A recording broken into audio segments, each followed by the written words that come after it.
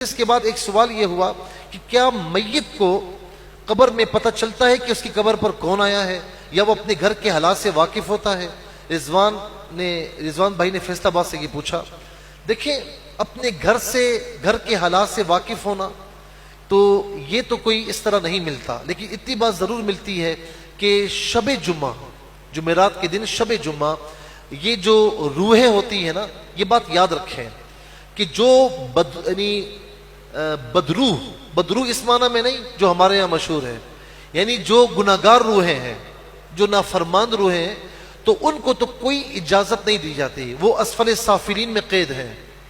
جو گناہگار کی روحیں نافرمانوں کی، وہ اسفل سافلین، جو زمین کی تہہ کے نیچے ہے، ساتوں زمین نیچے، وہاں پر وہ قید ہے، وہ کہیں پر بھی آ جا نہیں سکتے۔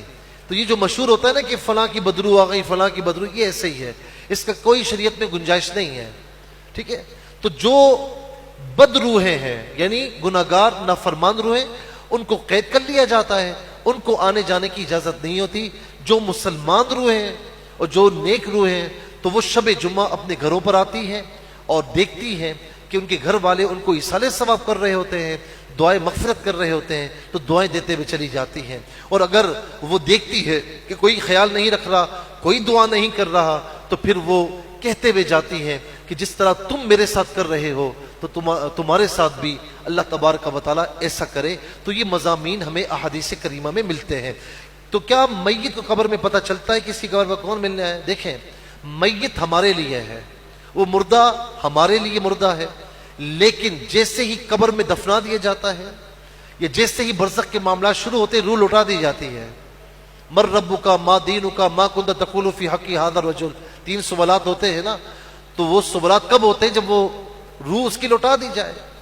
وہ جواب دیتا ہے باقاعدہ، ربی اللہ دینی الاسلام ھذا نبینا، وہ جواب دیتا ہے صلی اللہ علیہ وسلم۔ تو ظاہر ہے کہ روح لوٹائی جاتی ہے تو جواب دیتا ہے۔ اور اگر جنت کی کھڑکیاں کھولی جاتی ہیں تو اسے محسوس کیسے ہوتا ہے؟ روح ہوتی ہے تو مزہ آتا ہے، اسے محسوس ہوتا ہے۔ اور جہنم کی کھڑکیاں کھولی جاتی ہیں تو ظاہر ہے کہ روح ہوتی ہے، روح کا تعلق جسم کے ساتھ ہوتا ہے، جو روح کا جسم تھا اس کے ساتھ تعلق رہتا ہے اس کا۔ تو اگر جو ہے گناہگاروں کی روح ہیں تو تعلق رہتا ہے ان کا، تو انہیں ظاہر تکلیف محسوس ہوتی ہے، تو اسی لیے جہنم کی وعیدیں سنائی گئی ہیں۔ تو اچھا، پھر اس کے ساتھ کیا ہوتا ہے کہ جب قبرستان ہم جاتے ہیں تو حکم ہے کہ السلام علیکم یا اہل القبور، صحیح حدیث میں ہے، سلامتی ہو تم پر اے قبر والو، یغفر اللہ لنا ولکم وانتم سلفون ونحن بالاثر، اللہ تعالیٰ ہماری بھی اور تمہاری بھی مغفرت فرمائے، تم ہم سے پہلے آ گئے ہو، تمہارے پیچھے پیچھے ہم بھی آ رہے ہیں۔ تو باقاعدہ وہ جواب دیتے ہیں۔ سلام کس کو کیا جاتا ہے؟ جو جواب دیتا ہے نا، تو باقاعدہ جواب دیتے ہیں۔ یہاں تک کہ جو ان کی قبر پر آتا ہے اور آ کر جو ہے وہ دعا کر کے رخصت ہوتا ہے، تو وہ جانتے بھی ہیں اور ان کے قدموں کی آہٹ بھی اس مردے کو سنائی دیتی ہے۔ یہ حدیث پاک میں بالکل صحیح حدیث میں موجود ہے۔